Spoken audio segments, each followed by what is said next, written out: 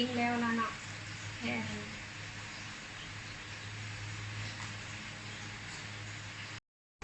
ตอนนี้กำลังทอดนักเกิดอยู่เป็นอาหารเช้าให้น้องจีนี่กิน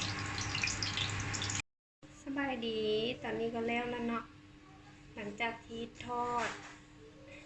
นักเกิดแล้วก็ปิ้งแผ่นผักที่เขาเตรียมไว้แครอทกับแตงเดี๋ยวมาห่อกันเลย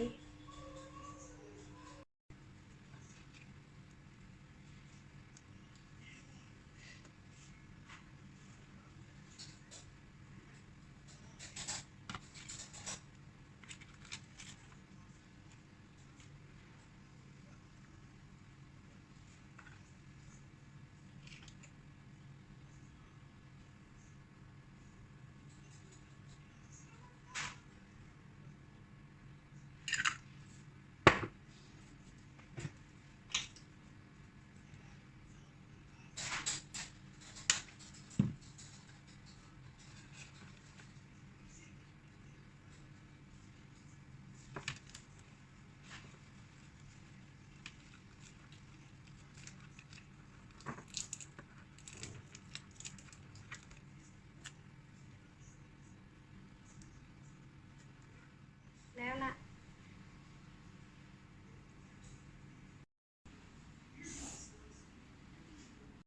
แซ่บบอ